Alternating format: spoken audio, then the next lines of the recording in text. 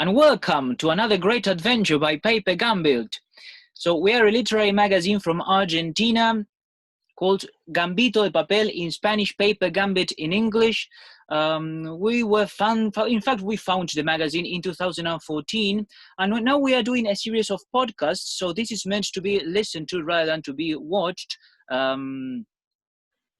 And they are meant to create content which is relevant for the Spanish letters, because that is one of the main goals of the magazine, to promote local writing. In this case, local writing will be the Hispanic letters. We will speak about Octavio Paz, probably one of the best poets of the 20th century, certainly the most important in Mexico, and one of the most famous in Latin America. My name is Geronimo, and let me introduce you to Mr. Pachero. Mr. Pachero, how are you? Hello, very good, thanks. Let's introduce Paz as well. Yes, so I will also give you a couple of reasons why we are doing this, right? Because this may seem a little bit random from a literary magazine. So we are speaking in English and talking in English about Octavio Paz, as I said, to create content for Paper Gambit, which is our magazine, also to force ourselves to study, which is part of the formations of writers and artists in general, but also, and very specially in this case, to disseminate the Spanish letters, because we don't really have anything new or relevant to say about Octavio Paz in Spanish. A lot has already been said. Maybe we can introduce the English audience, or those who do not speak English, do not speak Spanish, to the work of this very great poet. Do you agree with me, Mr. Pachero? Yeah, I mean, I think it's a bit of like the work of the translator. In a way, we're both translators as well, and so that's an interesting task that we can set ourselves to convey this Spanish-speaking culture to other people around the world. Normally, our work would be the other way around, right? From English into Spanish. This way is something like migrating in that direction. Exactly, yeah. So would you like to explain why we have chosen Paz and not other poet in this case? Well, I think he's one of the most important poets in the Spanish-speaking world, but at the same time, he's not that well known in, I think, the English-speaking world as probably Borges would be. And he's also more interesting for us than a figure like Borges, because, I mean, we're both from Argentina, so we've already had enough of him, I suppose. Yes, precisely. Yes, we study Borges at school in Argentina, and well, I suppose that people in Mexico do the same with Octavio Paz. Yeah, I think some of the things that are more they're more familiar with are the visual poems of Octavio Paz, in particular. Yes. We're not going to deal with those this time, so if there are any people from Mexico, you can keep listening, don't worry. Yeah. And also, I suppose that people in Mexico are much more familiar with Octavio Paz's life, right? Because he was also very important in politics in his country. Maybe in Argentina, we don't have his figure in that sense. That's another very interesting aspect of his life, because he was a diplomat, and which was very common in Mexico at the time for intellectuals to have a post in the foreign service. So I guess the tradition must have ended now, but it's another way to build bridges between cultures. Literature is, right, a way of communication that is not the hegemonical, perhaps. Exactly. Yeah, by all means. Well, also we will focus today on Octavio Paz's travels, right, as a very important part of his poetry. Probably if he hadn't traveled as much as he did, and in the very special way in which he did it, he wouldn't have been the great poet that we know. So would you like? Yes. Absolutely.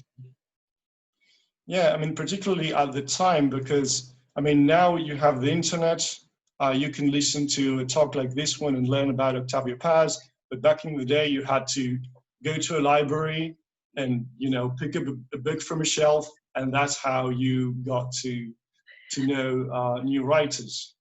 The good old days. Yeah. Yeah, exactly. Well, and so we will start, if you want, with his first travels and his first period. Well, I thought maybe we could give an overview of his early life first, and then just jump straight ahead to the travels. Exactly. Because he was born in a very special period for Mexico as well. It was 1914, and the Mexican Revolution spanned 10 years from 1910 to 1920. So he was born right in the middle of it. His family was quite wealthy, but they were impoverished by the revolution and the subsequent civil war. And there's this image that, this memory he had, I don't know how much of that was actually true, but he said it was like he was like sitting in bed reading, and he felt like a gust of wind coming through a wall that was sort of crumbling his grand house. So that kind of like sums it up, you know, like a very wealthy family falling on hard times due to the revolution. Yeah. There's another phrase, but he wasn't really paying attention to what was going on around him. He was very young. Of that time, he says, "Above all, I learned the art of climbing trees, sitting alone in the branches and listening to the birds." I suppose those are like the origins of a poet. Yeah, right. Introspection, being able to be with Exactly. yourself. Yeah. Also, it is very interesting that what we focused on politics, because maybe learning about Octavio Paz is also learning about Mexican 20th century history. They are very much connected. Exactly, yes. His father, for instance, represented Zapata, which was one of the most progressive political figures at the time. And I suppose that must have been a very big influence Yeah. in his thought, his ideology. Progressive, not to say radical, right? Not to say surrealist, even Zapata. Not so much. I don't think so. Yes, precisely. And anything else that we might think of importance from his life? From that period, well, probably he had a French language and English language education from a very early age. He spent 2 years in the States, I think it was California. Mm-hmm. And then he published his first poem when he was just 17. It was a pretty good poem, by the way, called Juego in Spanish. I think the translation is game into English. A very promising poet. A very promising poet indeed. He didn't like some of his early work. He was very critical with that, but I don't think it was that bad. Yeah, and also it is significant that his grandfather had been a writer. He had written some novels related to the origins of the Mexican national identity, this very specific and particular mixture of a Spanish and indigenous populations that they have in that country. Paz said that his grandfather's novels were a little bit ingenious, naive, that they romanticized too much the native populations. But all the same, maybe it's a privilege to have a grandfather who was already a writer. Absolutely. Was that his grandfather on his father's side? I think so, yes. Yeah, because I think on his mom's side, his whole family was from Spain. So probably they didn't have that much of an interest in that mix of cultures. And Yeah. And the origin of his parents is also very significant of his poetry, right? Because he has like a very strong and obvious Spanish influence from the traditional Spanish poetry, but also a great interest in his roots. exactly, yeah, that's something like he'll have that interest throughout his life. He's very interested in Spain as well. I mean, during the war, he wrote pamphlets supporting the Republic, didn't he? Yes. And you had mentioned a first poem that he had published, and So he also published in some other sources at the time, right? Before even he wrote his first book. Well, I think he founded 2 literary magazines. Yeah, exactly. So now we may speak a little bit about the literary magazines of the time, and also about his first trip, right, which was to Spain. At that time, there was a very relevant group in Mexico called the Contemporaries, of which Paz was not part of. They were older than him. Some of them are Xavier Villaurrutia, for example, a very important Mexican poet, Carlos Pellicer, also a very important poet, all of them with great influence on Octavio Paz's work. However, Paz belonged in another magazine, which was a Barandel, and later they mixed with a taller, which in English may be called workshop, and maybe that was the most important contribution in the literary world at the time by Paz, his participation in this magazine called Taller, workshop. What is the difference between Paz and the Contemporaries? Why did he decide to start that new magazine? Yes, I think that if he could, it was not as much as a decision, but rather the spirit of your times. Because maybe if he could have decided, he would have said, I want to be part of them. Because, well, they were already real poets. These guys were in the formation period.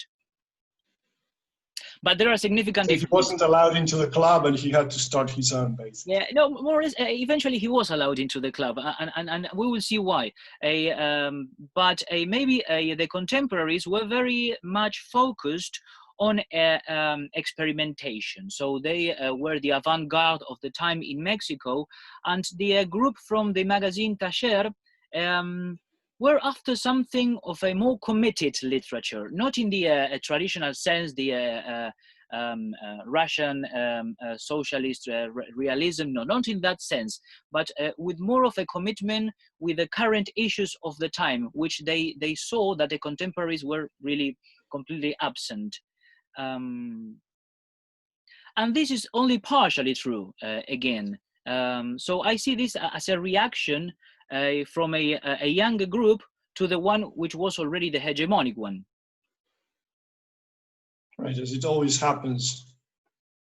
As it normally happens, yes, precisely. In fact, his first book of poems was edited, which was, you remember, Savage Moon, Luna Salvaje, right? Exactly, yeah. Of that book, he said, there are sins that have no forgiveness, and one of them is Savage Moon. So he wasn't very pleased. No, he wasn't very pleased, and he was edited alongside with one of the contemporaries writers. When we speak of the contemporaries, of course, we refer to the contemporary group, which, who had that name under the magazine which had the same name. So this was a Xavier Villaurrutia, and his book of poems was not only much better in quality than Paz's Luna Silvestre, Luna Salvaje, Savage Moon, but also much better edited. So the book itself, in the case of Paz, wasn't of good quality. It seemed to be to have been issued in a rush, whereas Villaurrutia's was much more of a real editor's work. This shows also the asymmetry of these two poets at the time. And it seems that material didn't withstand the passage of time very well, because it's very hard to come by that book, isn't it? Savage Moon. Precisely, because it's not very lengthy, right? Yeah. Yeah. Also, yes, it is. I don't know whether such a horror as Paz would like to think, but it is not his. It is not very good poetry, indeed. Yeah. Yeah, I mean, like, if you compare with what he wrote later, it probably isn't. Yeah, not even worth mentioning. So then he was invited to this anti-fascist conference in Spain in the context of the Civil War. A lot of very important figures of the time had also been invited, like Ernest Hemingway, George Orwell, well, many others. He traveled with his first wife, Elena Garro. Do you want to say anything about Elena Garro before we go to the Spanish conference? Probably, I don't know if I want to say anything about her, but I want to say something about the person who invited him, because it was Pablo Neruda, the Chilean poet. he was friends with Paz for a very long time, and then they fell out because of politics, I think. Yes. As we mentioned, he was committed to politics throughout his life. I mean, he worked in politics as well, and it's very telling that his friendships would end because of that reason. Yeah. And well, I suppose at the beginning, Neruda must have been like a mentor to him. Yeah, perhaps so, right? Yes, yes. Maybe the argument could have been because of the arguable quality of some of their own poetic publications, but that is another matter. That too, yeah. He was very critical of Neruda in one interview I watched, probably because he was mad at him for other At him, reasons. yeah, yeah. So, yeah, willful. Well, at any rate, I wanted to say something about Elena Garro, his first wife, who is perhaps the biggest detractor of Octavio Paz. Before dying, she said that she had slept with men to oppose him. She had written to oppose him. She had devoted her whole life to opposing Octavio Paz. One of the reasons could have been maybe the very authoritarian attitude that he exercised upon her. Even she said that when she got married, she wasn't really sure of what she was doing. She was somehow They were 20 something, right? Or just 20 when they got married. yes, which is not really believable, right? Because she was already at university. She was not an adult, but she was 20 something. She knew what she was doing. Well, whatever. In any case, yes, if you want to read something against Octavio Paz, then Elena Garro is the right source. Of course, they divorced after a time. But they traveled together to Spain, and we are here in the 36th Spanish Conference with a lot of great writers, Pablo Neruda, as Mr. Pachero had said, Ernest Hemingway, and the list is endless. In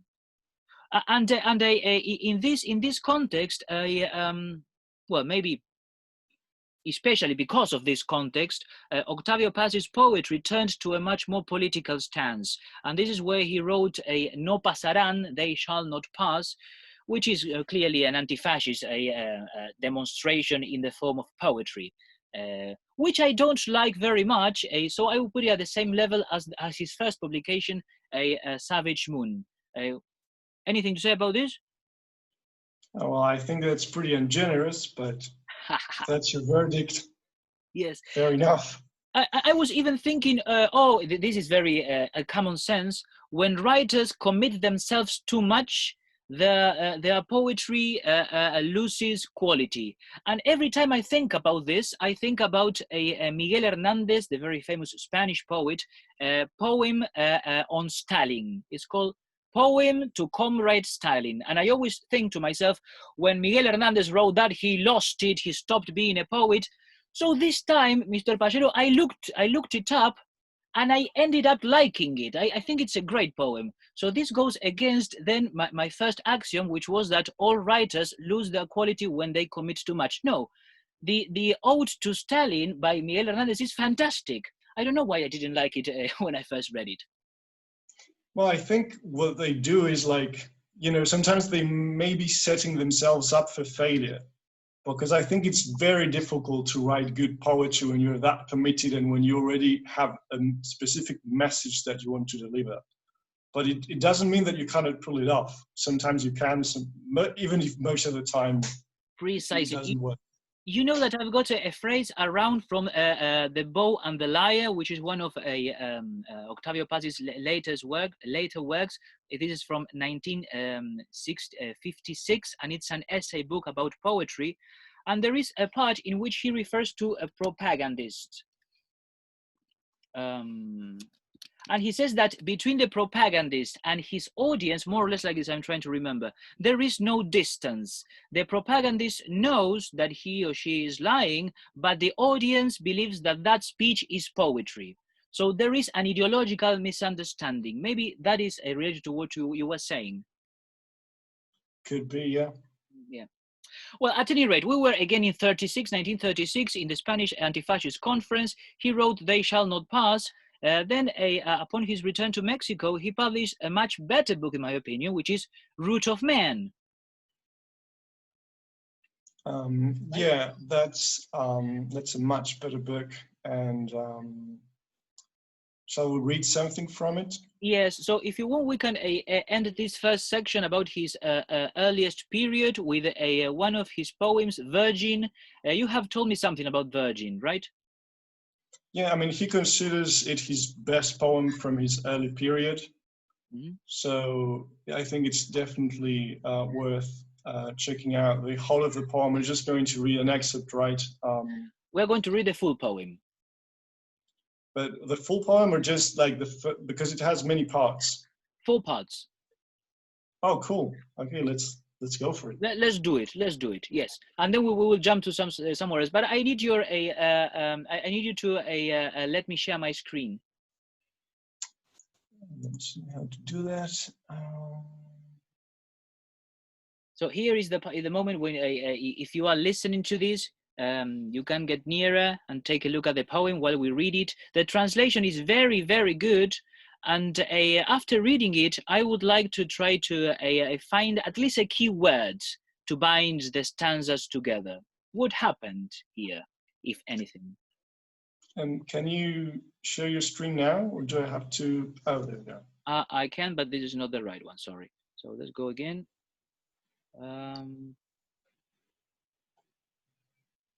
Yes, here. There we go.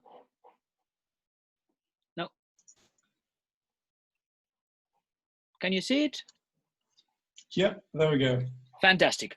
Virgin. She closes her eyes and inside she is naked and a child at the foot of a tree.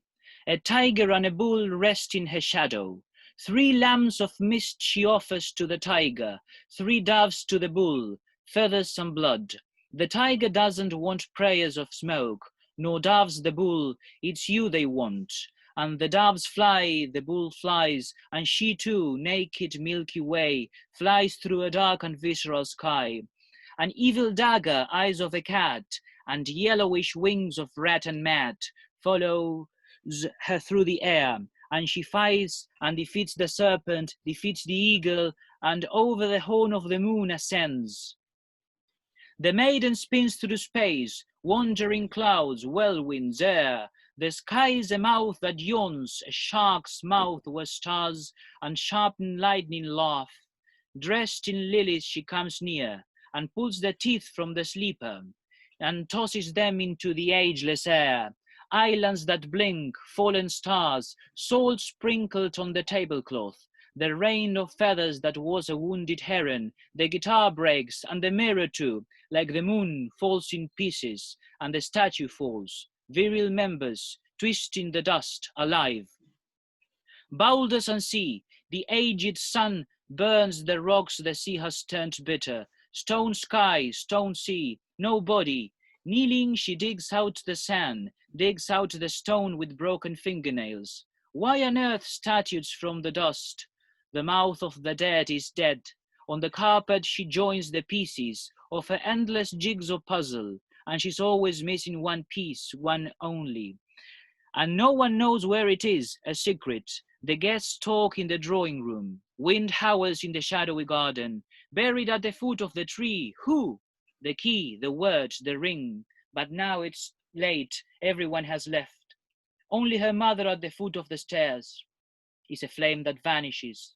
And the tide of darkness grows and erases the stair steps one by one. And the garden drifts off and she drifts off, sailing through the night. At the foot of the tree once more, there's nothing. Cans, broken bottles, a knife, the remains of a Sunday that's already rusting. Samson the bull bellows, wounded and alone, in the endlessness of the ruined night. And the bald lion, then painted tiger, prowl through yellow meadows. She wanders off from the deserted garden, and through the rainy streets comes to her house. She calls, but no one answers. She walks through, and there's no one behind every door. And she goes from no one to doorway till she reaches the last door, the one closed up, the one her father locks every night. She looks for the key, but she's lost it. She pounds, she claws at it, she pounds. For centuries she pounds, and the door grows higher every century. More locked, more door with every knock. She gives up trying and sits in a little chair, waiting for someone to open. Lord, open the doors of your cloud, open the scars boldly healed. Rain on my withered breasts, rain on the bone and rocks. Let your seed break through the rind, the scab of my crusted blood. Take me back to the night of the origin. From your detached rib let me be, an opaque planet your light sets aflame. That was amazing. It's a very good poem. It's a very good poem indeed. Does any word come to your mind here?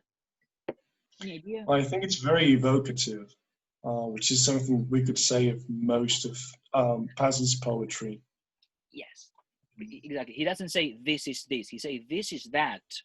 Right? It's always a movement from the thing to something else. Exactly. And this moment, in this case, there is a character in the poem who is a girl, and things happen to her, but those things are thread with the logics of dreams, don't you think?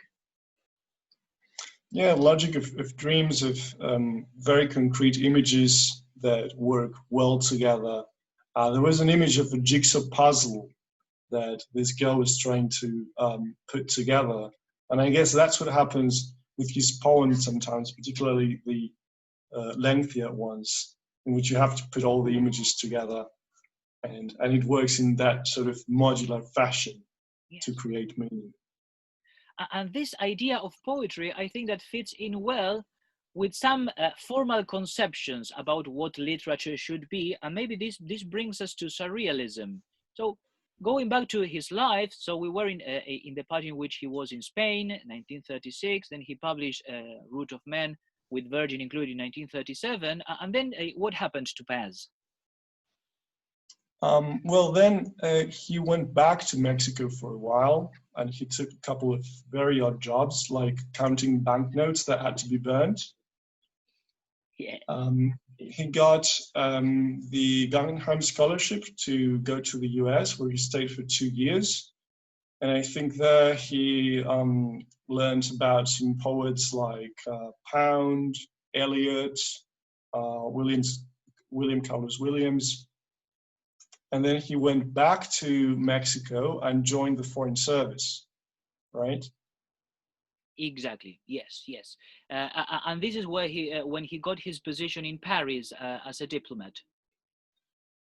Yeah, it was a very low post, I think, at the time, wasn't it? It allowed him to meet very influential figures in the world of art and literature. That is fantastic. As we normally say, when we go, for example, to Barcelona, we meet, I don't know, other Latin Americans who are working as dishwashers or selling bus trips in the streets.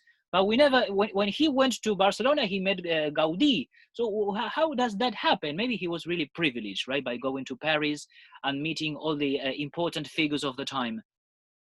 Yeah, at the same time, I think he was a very talented writer, and he had already started building a career. So I think that's another thing that definitely helped. I mean, he had maybe he had like Neruda's letter of introduction, and that kind of opens doors, I suppose. Contacts. He had the contacts. He had the contacts, yeah. Not to say he didn't get lucky as well, but yeah, and he had the talent, of course. Credit where credit's due. Yeah, but the fact is, as the story goes, when he arrived in Paris, he had options to choose from. There was the Marxist leftist movement, to which he was not really attracted, because even though he believed in a committed poetry, as we said before, the quality and the allegiances of the Marxists at the time were not really, how can we say this? So to begin with, the Marxists at the time had to support the Soviet Union, and that meant some kind of condescending with Stalin, which most of the intellectuals of the time were not really willing to do. And exactly. Well, that was his problem with Neruda, precisely. Yeah, by all means. It was a very dogmatic Marxism of the time. And then the quality of the literary works produced under the influence of such Marxism was not the best, really. even though I have already praised one of Miguel Hernandez's poems to Stalin, in general, the quality was not really, no, not really breathtaking at all. But and then the other group that he could have joined was the existentialists, under the great influence of Jean-Paul Sartre, of course, and not so much so at the time of Albert Camus. But he was not really into existentialism at all, I would say, even though some of his poetry would refute what I have just said. Because it seemed to him at the time as a very much institutionalized group. And that is why he was much more drawn to the surrealists, which were in decadence at the time. They were not the hegemony of the literary field in Paris when he lived there. Sorry, that's another important thing before we go to the surrealists. He did not visit the countries. He was never a tourist. He traveled with specific purposes. Exactly, yeah. I think that's, even when he was in places for a very short time, as we'll see in Japan, he was there for a reason and for a purpose that he kept carrying out throughout his life, which was pretty much to build bridges between cultures. Precisely. And that is, service. On a side note, that is precisely what tourism does not do, creating real bonds between people. Actually, it's a very artificial experience, and it is not very much how could I say, inspirational for the artist. But that is another topic. We were in Paris, and Octavio Paz had met the surrealists. He was under the influence of Breton, and as some critics say, he was more of a natural surrealist, Octavio Paz, coming from Mexico, which he himself said was a country of dreams, a country that lived in a kind of blurry zone between its past, its indigenous past, and its uncertain future, in a kind of dreamy haze. And also because his poetry, even his early poetry, as we have seen in the case of Virgin in Root of Man, was already kind of experimental and had a connection with dreams. Yes, and as you said, you know, the Mexico was in between places. You can also see in his work how he uses pre-Columbian art, how he tries to merge that with the Spanish influence. You can see that in his later work, like for instance, Seeds of a Hymn, The Violent Season, but you can also see it in works he published at the time he was in France, or at the time, or shortly after that, like Il Sun, for instance, which was a very important prose poem book in the Spanish-speaking world. Precisely, yes. Well, there with Breton, he has this kind of controversy, because even though he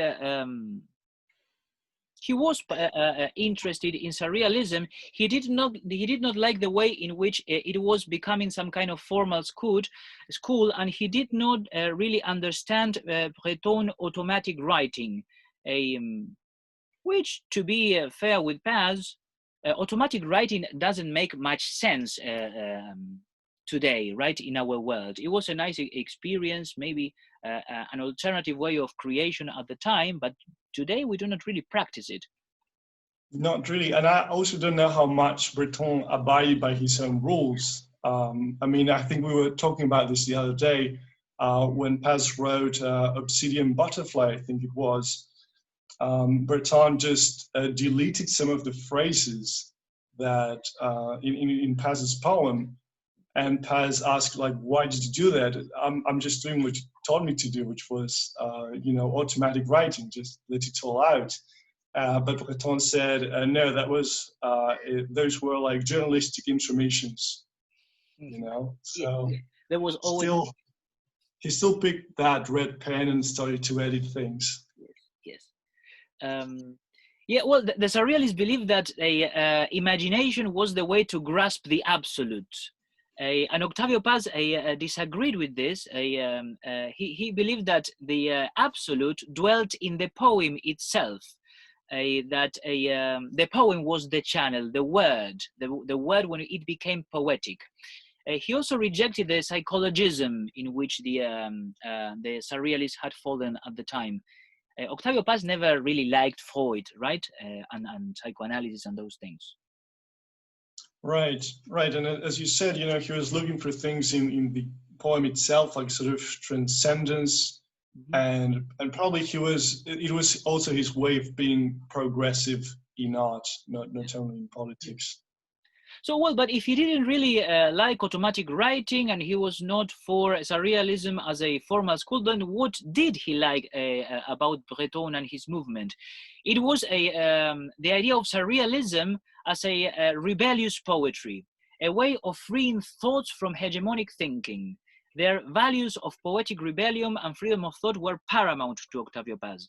And he also agreed with the spiritual and ethical quest. So it is together one very simple, like intuition on his side. Yeah, as you said, it was like a natural calling to surrealism, even if he didn't agree with the whole school. There were a lot of things that he incorporated into his writing and that helped him grow as a poet. Yes, yes. So he stayed in France until the year 51, right? 1951? I think so. And after that, he spent a brief period in India, which I believe had become recently independent at the time. So he helped set up the embassy there. And because of that experience, he was later transferred to Japan in 1952. We're talking again about a very important year because this was after the San Francisco Peace Treaty. This was the year when the Allied occupation of Japan ended. And so Japan renewed the diplomatic relations with a lot of countries, including Mexico. And Paz was assigned to that task. I'm going to read some excerpts from his letters to his boss at the time and also to the Mexican writer Alfonso Reyes. Yes. About his experience, which, I mean, there were good things about it and some not so good ones, but you know, that's the way it goes. So in his first letter, he writes, "I got a very pleasant first impression and I'm surprised by the health, cleanliness and dynamism of Tokyo."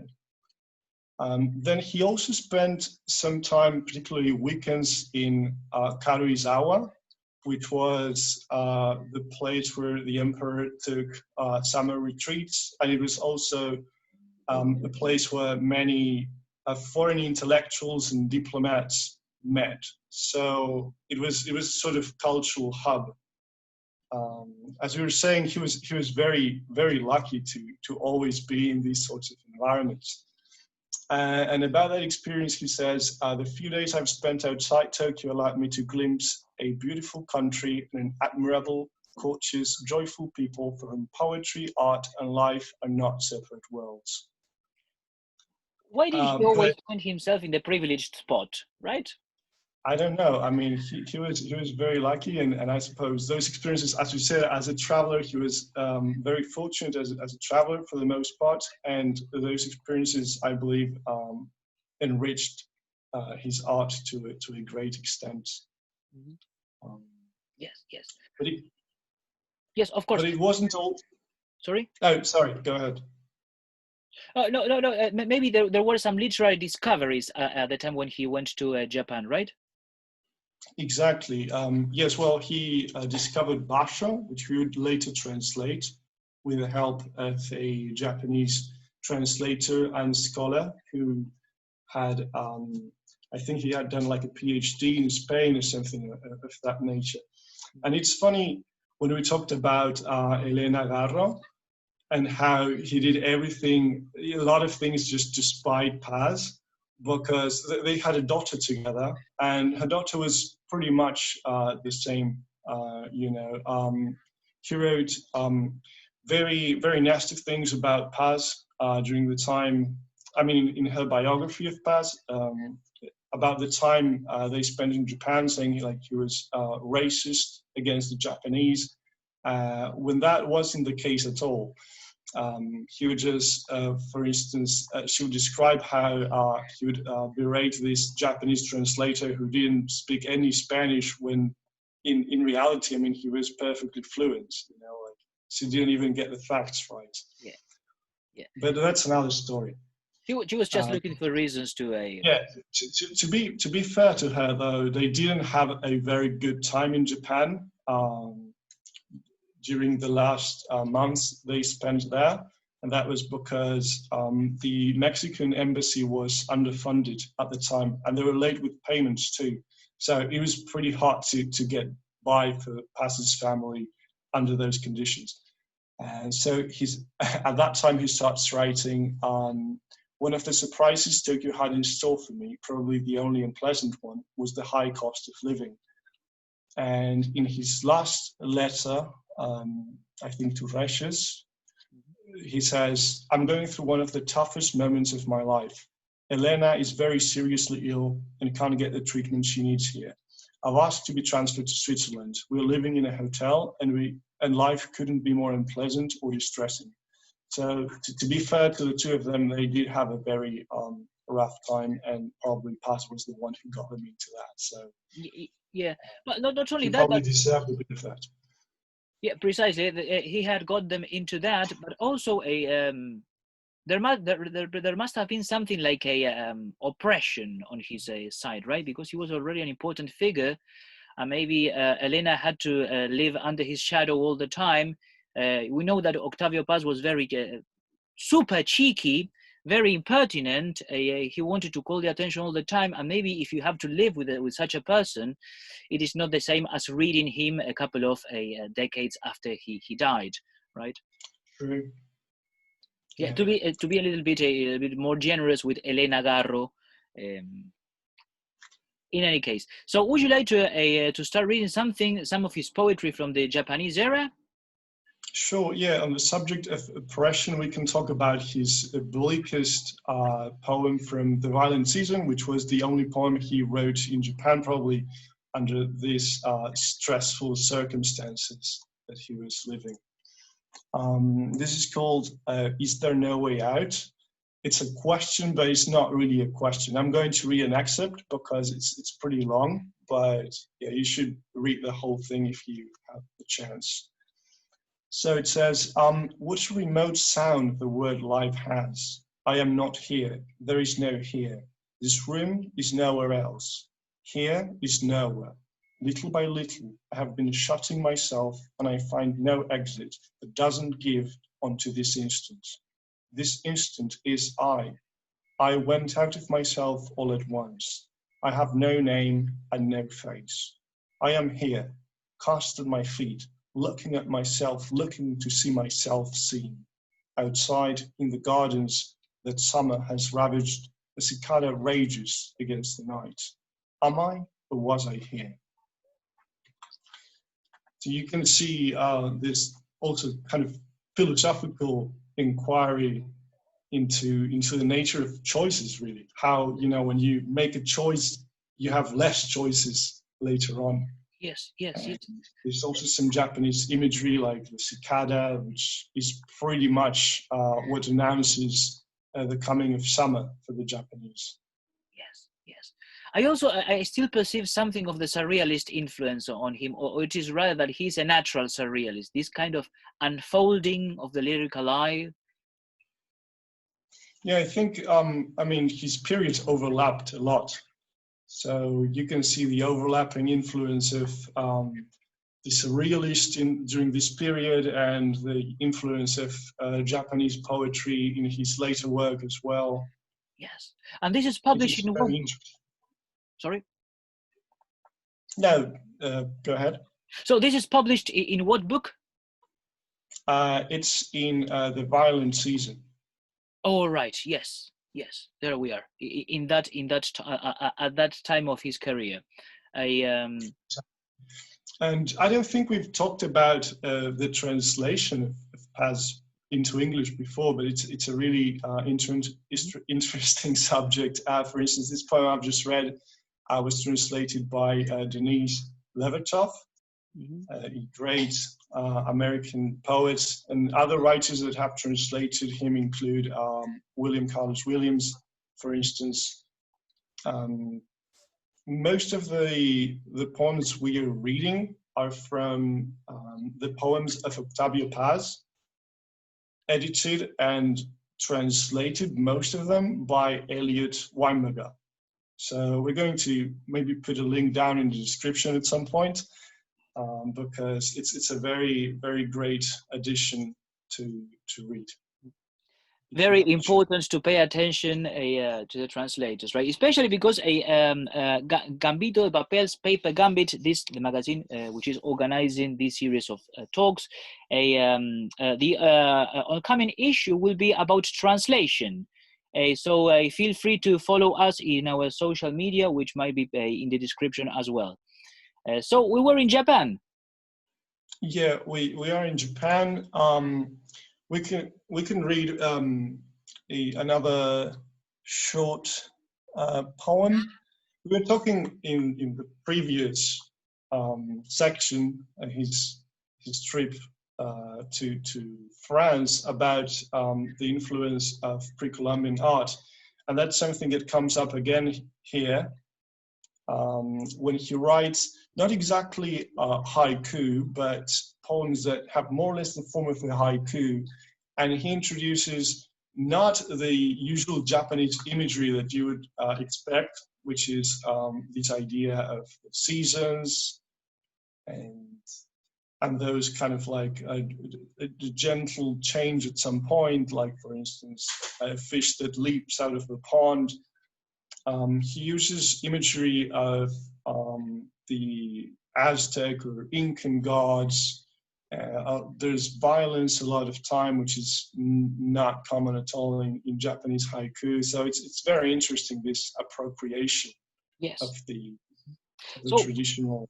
But by the way, in his earliest works, before his trip to France, perhaps, if we divide Paz's works in those stages, his poetry had been characterized by the use of very fine Spanish metric resources. Let's say that his poetry had resorted to the classical Spanish tradition, namely San Juan de la Cruz, and Lope de Vega, and well, in general, the famous poets from the golden century in Spain. But now, Mr. Pachero, you are speaking about haikus, and this is a very different form. For example, Virgin, the poem that we have already read, is written in endecasyllables. Maybe the English audience that doesn't know what endecasyllables are. It's a very common and a traditional Spanish form, metric form, which consists of 11 syllables in a line, and normally the stresses of those lines are in the 6th and 10th, in the 10th obligatorily, syllables. But now there is a movement to some other tradition, which is the Oriental. We are here in Japan. So would you like to explain briefly what a haiku is for those who don't know? Yes. Before I get into that, there's another one of Paz's poems, like a very famous one, Sunstone. Probably one of, if not his most famous poem, one of his most famous ones, which also uses the endecasyllable. So just wanted to make that brief comment there. And now, a haiku is composed of basically 3 verses. The first one has 5 syllables, then 7, and then the last one has 5 again. And it started as part of a larger poetic form, which was called the tanka, which had a first part, which is the haiku, 5, 7, 5. and then it was finished with a couplet of 2 lines that had 7 syllables. And you could also link different tankers together to make what was called a renga. And the interesting thing is that different poems would collaborate on those renga. So you would have someone writing the maybe opening haiku, someone would finish it off as a tanka, and then they would keep linking stanzas to create a poem. Yes. And sorry. Yeah, no, I have to mention that I don't think Paz actually ever used those pure poetic genres. He sort of experimented with them and modified them. You can see there's something that is almost a haiku, or it's almost a tanka, but not really, because he doesn't use the right amount of syllables, in addition to also changing the content that you would expect in these types of poems. Some would say that a very honest artistic work needs to show where the artist is from, needs to show a trace of the origins, right? If you're just copying and pasting Japanese haikus, then you're not really revealing your inner self. Exactly, and I think Paz was always very Mexican to the marrow. Yes. So are we going to read any haikus now? Yeah, well, not like pseudo haiku. Yeah, let me find one. This is called As the God, and it goes: the 4 cardinal points return to your navel. In your womb, the day throbs armed. I found that one very nice. Visual. Yeah. I don't know, to me it carried a lot of punch. Yes. I could really picture this idea of, like the navel as the origin of life, but also something that takes life away, because life is throbbing and it's armed. It's ready to kill. Well, the translation is great. It still keeps a lot of the semantic load. Yeah. That's again from the poems of Octavio Paz by Elliot Weinberger. Mm-hmm. Yes. So this may also be an invitation for people who don't know Spanish to learn the language, so as to get closer to Octavio Paz, because maybe the most interesting part is reading him in his original language. Exactly. I don't know if I probably didn't mention this, but the interesting thing about this edition is that it's bilingual. So you'll have the Spanish and the English texts side to side, which is like a really great selling point for this book. Fantastic. So any other poem from this period? I think I could read something from a later period, which was his period in his stay in India, that has a lot of influence from this period. I could read some excerpts from the day in Udaipur, from East Slope, in which he uses a sort of tanka structure. Renga really, although it's not collaborative, this is something he wrote on his own, but it has that Renga structure. Not that he didn't write collaborative poems though, because he did, right? I think he wrote one with Tomlinson that was, if I'm not mistaken, it was in 2 languages, in Spanish and English, and then he also collaborated with more poets to make a quadrilingual Renga. Jacques Roubaud, Eduardo Sanguinetti from Portugal, right? Yeah, exactly. I don't remember the name of that one, but the one he wrote with Tomlinson in 2 languages was called Airborne. Yeah. So then later it was published under a collection of 4 different rengas, right? Or a renga with 4 different poets. Yeah, I think so. Yes, yes. So we are going to read something from the period in which he was in India, but this is connected to the aesthetics that he learned in Japan, right? So I could read some stanzas, for example, flies and blood, a small goat skips in Kali's court. Gods, men, and beasts eat from the same plate. And you can see like we have 5 lines as in a tanka. The first 3. In fact, let me see if I can share my screen. It'll Sure. be easier.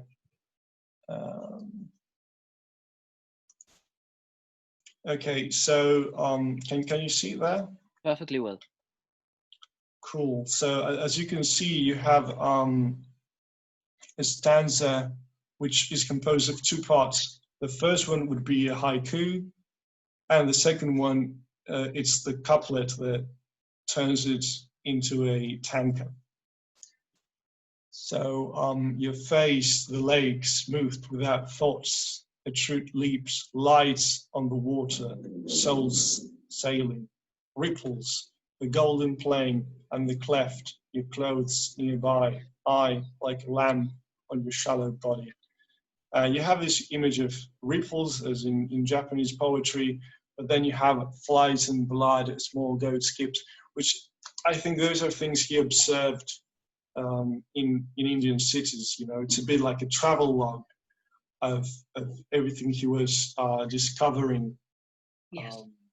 during his first months in India, probably. It has the magic of the moment, right? Something that is also very much present in Japanese expressions. Yeah. I think, yeah, you had another poem from his time in India, didn't you? Instant, yes. So his time in Japan, we are here, right? No, we are going forward to India. Mm-hmm. Unless you want to add anything else. No. We are going there now. Yes. So let me share the correct screen, which is here. So identity. Do you see it?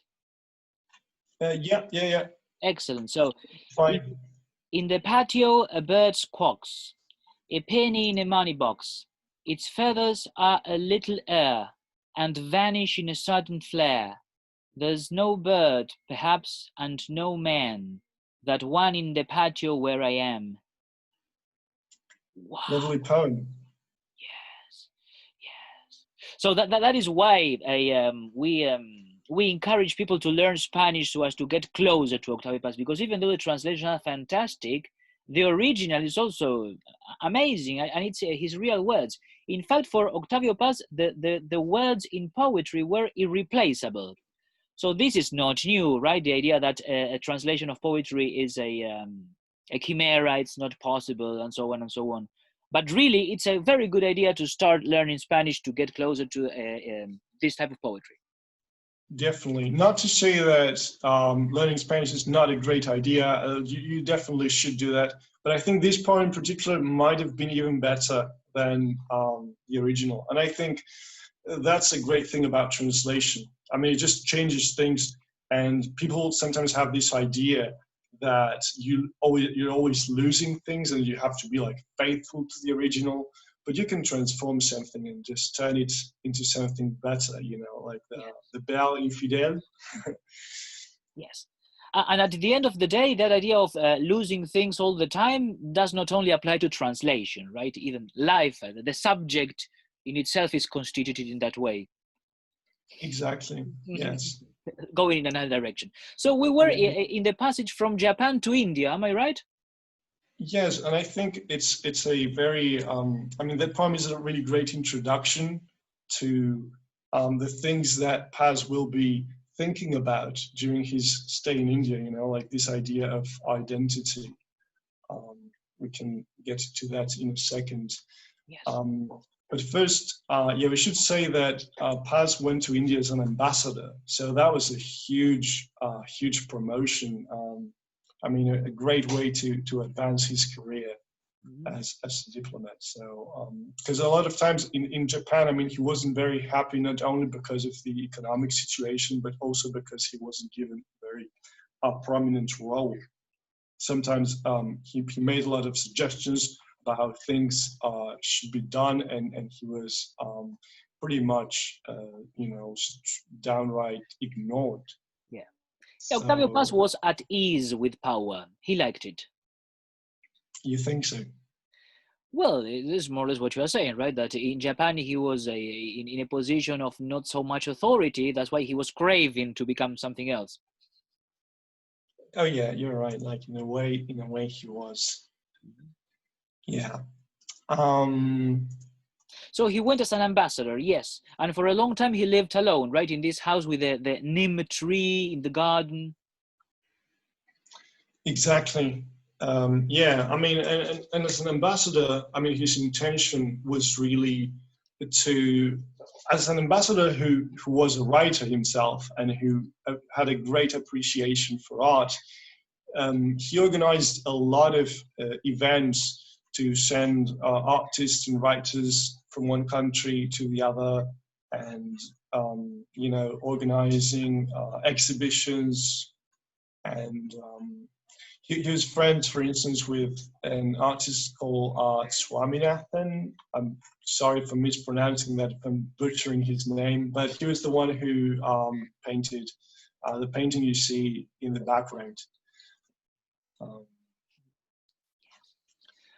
And also, he was Mexico.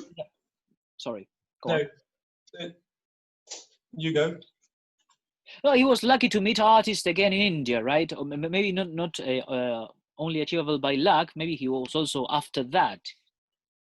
Exactly. Yes. He was pretty lucky, and I mean this sort of those exchanges between Mexico and India were very important as well, because they were both nations that were in a similar position. Like they wanted to get out of this binary paradigm imposed after World War II, like being like a first world or second world, it's like, well, a third world nations. And they were called palimpsest nations by Nehru, a very important Indian politician. I think he was the first prime minister, because they had like different ethnic, religious, linguistic, and social strata, very diverse social, ethnic, religious strata. As in So they had one writing on top of the other, right? So the Aztecs exactly. writing on top of their slaves, and the Spanish writing on top of the others, and so on and so on. So the same in India, right? With the and the same thing happened in India. So to Paz, it was a sort of mirror where he could see himself. I have a couple of quotes. For instance, he says, India put me in front of another civilization. It was a singular experience, like looking in the mirror and seeing another person who, strangely, is also yourself. Thus, it forced me to face myself. So always after himself, right? Exactly. Yeah, it's like, like what that poem was saying, identity.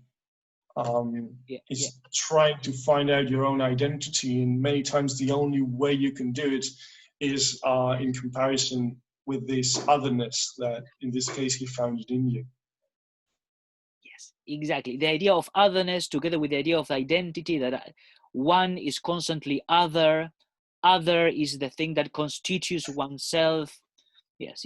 Lacan would be very happy to read Octavio Paz, really. Yeah, and on the subject of this, Octavio Paz as a traveler, he also traveled in a way metaphorically, and built metaphorical bridges between several places at the same time. There was this person who wrote a very great article on letras libres, another reason to learn Spanish, saying he had a sort of triangular thought. And by that, what is meant is that he connected Mexico, Europe, and India at this point. Weinberger, his editor and translator, said, his writings for me uniquely illuminate both India and Europe, each separately as well as in relation to each other. Because, I mean, he read a lot of things about India in translation into English or French, and then in turn, his writings also got translated into those languages in Europe, and that's how people learned about India or about Mexico. So everything was like a two-way street, you know. Yeah. Maybe even traveling was something like a propeller, an engine to acquire new traditions, new literary traditions, new for him. And this is central also in the 20th century, in literature in the 20th century, known as the discovery of the East, something of that sort, right? So, and it's also very, very peculiar that he was not never really into the German tradition, for example. It is as if by enhancing with something, he at the same time had to miss something else. Yeah, exactly. It's, you know, like in his previous poem, the idea of choices. When you choose something, you're also choosing not to choose. Yes, yes. Something else. That's pretty interesting. So, and it was also in India where he met Marie-José, his second wife, because by this time, of course, he had completely divorced Elena Garro. Yeah, yeah. Would you like to tell us something about her? Yeah, yes, of course. Marie-José was a French girl. She was 25. She was visiting India with her husband. Yeah, she had recently married. And the couple met Octavio Paz, and they said that there was an instant attraction between Marie-José and Octavio Paz. The fact is that the girl was married, so she went back to Paris.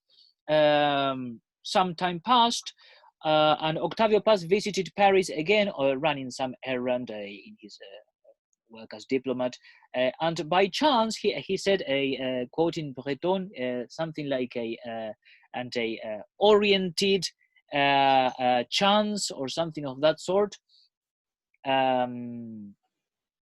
met Marie-José in the reception of a hotel. A couple of days later, she told her husband that she was divorcing him. And then she moved to Delhi with Octavio Paz. He was more than 20 years older than her. And that is what also today, with our different moral standards in the 21st century, a little bit arguable, right? But well, maybe that is something that we will not talk about today. The thing is that Marie-José was a great inspiration for Octavio Paz, and some especially say that it is here where his poetic became an erotic. These are the words that they use. In India, he was learning a lot about, or reading, in fact, the Tantra, right? Exactly, yes. I have a poem I can read to illustrate that maybe was inspired by Marie-José. Mm-hmm. So it's a very short poem. It's called My Hands, and it goes, open the curtains of your being. Oh, sorry. My hands open the curtains of your being, dress you in another nakedness, discover the bodies of your body. My hands invent another body for your body. Yes. This is the one that I said that reminds me Hopscotch by Julio Cortázar, the Argentinian writer, chapter 7, the one he was drawing his lover's mouth.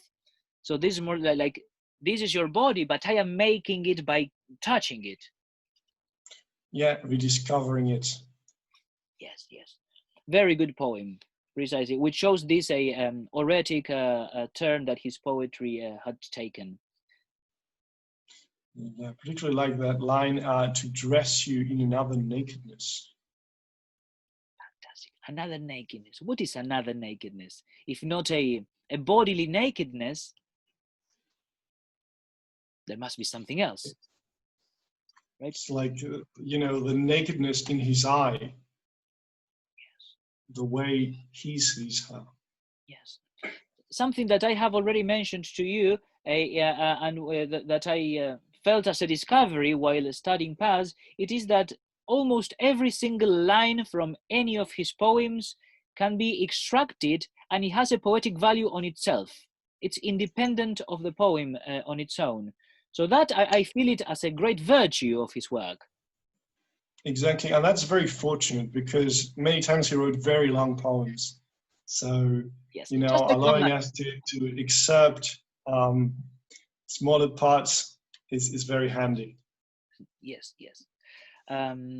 Well, so on this, we were here in Delhi, in India. He married Marie-José, and he had taken this erotic turn in his work. And about this, about Eros, he wrote the book The Double Flare, La Llama Doble in Spanish, a great essay book about love. With all these ideas that that were introduced to him in his stay in India, where he stayed for more than 10 years, right? 11 years, in fact. Yeah, he stayed. I think it was about 10 years. Mm-hmm. I don't know if you want to say anything else about this period, or we could just wrap it up with what prompted him to leave India in the end, which that is was a very unfortunate incident. It was pretty much there was a protest by students in, I think it was Mexico City, and the response of the government was just to massacre them. They killed, I think, over 200 students at the time. It was at the time of the Olympic Games in Mexico. And Paz was the only person in the Foreign Service who resigned over this matter in protest. So it was a hard decision for him because he really liked what he had in India as an ambassador, but he really felt he had no other choice. You know, in order to be able to live with himself, he couldn't be part of that government in any way, and he said he had to fight it from the outside. He couldn't be a part of it. So this is anymore. Octavio Paz, the intellectual, right? The person whose literary work is also a commitment to his real acts in life.